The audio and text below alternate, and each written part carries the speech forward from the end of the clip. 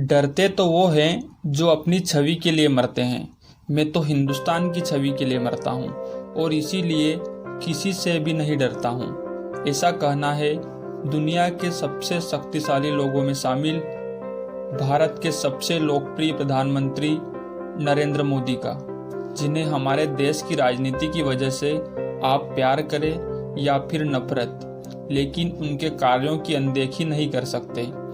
दोस्तों, वैसे तो मोदी जी का जीवन बहुत ही साधारण तरीके से शुरू हुआ, मगर अपनी देशभक्ति, अपने जज्बे और अपनी मेहनत के दम पर उन्होंने ऐसी सफलता हासिल की जिसके बारे में कोई सोच भी नहीं सकता था। वे एक बेहद ही गरीब परिवार में पैदा हुए। अपने बचपन के दिनों में जब बच्चे खेलने कूदने में अपना समय व्यतीत करते हैं, तब उन्होंने अपने घर की आर्थिक सहायता के लिए अपने पिता की दुकान में हाथ बटाया और ट्रेन के डिब्बों में जाकर चाय बेची। लेकिन दोस्तों, अगर आपके अंदर अपने देश के लिए कुछ कर जाने की इच्छा हो ना, तो कोई भी लक्ष्य कठिन नहीं रह जाता। कौन कहता है कि आसमान में सुराग नहीं हो सकता? एक पत्थर तो तबीयत से उछालो यारो। आइए दोस्तों, हम शुरू से मोदी जी के चाय बेचने से लेकर प्रधानमंत्री बनने तक के अद्भुत सफर को विस्तार में जानते हैं। नरेंद्र मोदी का जन्म 17 सितंबर 1950 को बॉम्बे राज्य के मेहसान जिले में वडनगर नाम के गांव में हुआ था। दोस्तों, बता दूं कि बॉम्बे राज्य पहले भारत का ही एक राज्य था, जिसे 1 मई 1960 में अलग कर गुजरात और महाराष्ट्र बना दिया गया। तो इस तरह अब मोदी जी का जन्म स्थान गुजरात राज्य के अंतर्गत आता है। नरेंद्र मोदी के पिता का नाम दामोदर दास मूलचंद मोदी था और मां का नाम हीराबेन मोदी है। जन्म के समय उनका परिवार बहुत ही गरीब था और वे एक छोटे से कच्चे मकान में रहते थे। नरेंद्र मोदी अपने माता पिता की कुल 6 संतानों में तीसरे पुत्र हैं।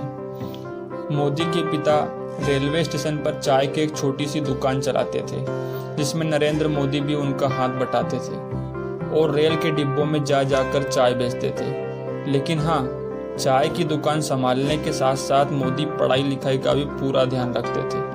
मोदी के टीचर बताते हैं कि नरेंद्र पढ़ाई लिखाई में तो एक ठीक ठाक छात्र थे, लेकिन वो नाटकों और भाषणों में जमकर हिस्सा लेते थे और उन्हें खेलकूद में भी बहुत दिलचस्पी थी।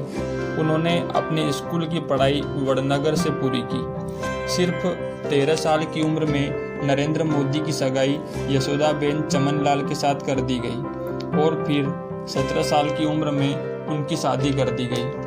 फाइनेंशियल एक्सप्रेस के एक न्यूज के अनुसार नरेंद्र और यशोदा ने कुछ वर्ष साथ रहकर बिताए, लेकिन कुछ समय बाद नरेंद्र मोदी की इच्छा से वे दोनों एक दूसरे के लिए अजनबी हो गए। लेकिन नरेंद्र मोदी के जीवन लेखक ऐसा नहीं मानते हैं। उनका मानना है कि उन दोनों की शादी जरूर हुई, लेकिन वो दोनों एक साथ कभी भी नहीं रहे। शादी के कुछ वर्षों बाद नरेंद्र मोदी ने घर छोड़ दिया और एक तरह से उनका वैवाहिक जीवन लगभग समाप्त सा हो गया। नरेंद्र मोदी का मानना है कि एक शादीशुदा के मुकाबले अविवाहित व्यक्ति भ्रष्टाचार के खिलाफ ज्यादा जोरदार तरीके से लड़ सकता है, क्योंकि उसे अपनी पत्नी, परिवार और अपने बाल बच्चों की कोई चिंता नहीं रहती। बचपन से ही नरेंद्र मोदी में देशभक्ति कूट कर भरी थी। 1962 में जब भारत चीन युद्ध हुआ था, उस समय मोदी रेलवे स्टेशन पर जवानों से भरी ट्रेनों में उनके लिए खाना और चाय लेकर जाते थे। 1965 में भारत पाकिस्तान युद्ध के समय भी मोदी ने जवानों की खूब सेवा की थी। 1971 में वे आरएसएस के प्रचारक बन गए थे और अपना पूरा समय आरएसएस को देने लगे। वे वहां सुबह 5 बजे उठ जाते और देर रात तक काम करते। प्रचारक होने की वजह से मोदी जी ने गुजरात की अलग अलग जगहों पर जाकर लोगों की समस्याओं को बेहद करीब से समझा और फिर भारतीय जनता पार्टी का आधार मजबूत करने में इम्पोर्टेंट रोल निभाया। 1975 के आसपास में राजनीतिक क्षेत्रों में विवाद की वजह से उस समय की प्रधानमंत्री इंदिरा गांधी ने कई राज्यों में आपातकालीन घोषित कर दिया था और तब आरएसएस जैसी संस्थाओं पर भी प्रतिबंध लगा दिया गया था। फिर भी मोदी चोरी छिपे देश की सेवा करते रहे और सरकार की गलत नीतियों का जमकर विरोध किया। उसी समय मोदी जी ने एक किताब भी लिखी थी जिसका नाम संघर्षमय गुजरात था। इस किताब में उन्होंने गुजरात के राजनीति के बारे में चर्चा की थी। उन्होंने आरएसएस के प्रचारक रहते हुए 1980 में गुजरात विश्वविद्यालय से राजनीति विज्ञान में पीजी की डिग्री प्राप्त की। आरएसएस में बेहतरीन काम को देखते हुए उन्हें भाजपा में नियुक्त किया गया, जहां उन्होंने 1990 में आडवाणी की अयोध्या रथ यात्रा का भव्य आयोजन किया, जिससे भाजपा के सीनियर लीडर काफ़ी प्रभावित हुए। आगे भी उनके अद्भुत कार्य की बदौलत भाजपा में उनका महत्व बढ़ता रहा। आखिरकार मोदी की मेहनत रंग लाई और उनकी पार्टी ने गुजरात में 1995 के विधानसभा चुनाव में बहुमत में अपनी सरकार बना ली। लेकिन मोदी से कहासुनी होने के बाद शंकर सिंह वाघेला ने पार्टी से रिजाइन दे दिया। उसके बाद केशुभाई पटेल को गुजरात का मुख्यमंत्री बना दिया गया और नरेंद्र मोदी को दिल्ली बुलाकर भाजपा में संगठन के लिए केंद्रीय मंत्री की रिस्पॉन्सिबिलिटी दी गई। मोदी जी ने इस रिस्पॉन्सिबिलिटी को भी बखूबी निभाया। 2001 में केशुभाई पटेल की सेहत बिगड़ने लगी थी और भाजपा चुनाव में कई सीटें भी हार रही थी।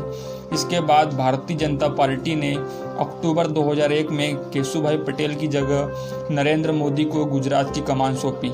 नरेंद्र मोदी ने मुख्यमंत्री का अपना पहला कार्यकाल 7 अक्टूबर 2001 से शुरू किया। इसके बाद राजकोट विधानसभा चुनाव लड़ा, जिसमें उन्होंने कांग्रेस पार्टी के अश्विन मेहता को बड़े अंतर से मात दी।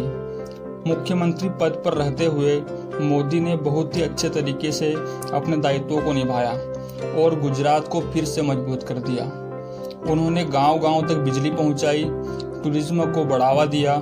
देश में पहली बार किसी राज्य की सभी नदियों को एक साथ जोड़ा गया, जिससे पूरे राज्य में पानी की प्रॉब्लम सॉल्व हो गई। एशिया के सबसे बड़े सोलर पार्क का निर्माण भी गुजरात में हुआ और इन सब के अलावा भी उन्होंने बहुत सारे अद्भुत कार्य किए और देखते ही देखते गुजरात को भारत का सबसे बेहतरीन राज्य बना दिया और खुद गुजरात के सबसे लोकप्रिय मुख्यमंत्री बन गए।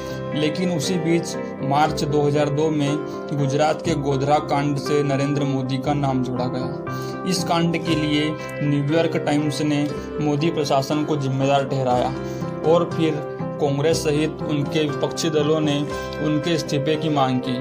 दोस्तों, गोधरा कांड में 27 फरवरी 2002 को गुजरात के गोधरा नाम के शहर में रेलवे स्टेशन पर साबरमती ट्रेन के S6 कोच में आग लगाए जाने के बाद 59 लोगों की मौत हो गई थी, जिसके बाद पूरे गुजरात में सांप्रदायिक दंगे शुरू हो गए और फिर 28 फरवरी 2002 को गुजरात के कई इलाकों में दंगा बहुत ज़्यादा भड़क गया, जिसमें 1200 से अधिक लोग मारे गए।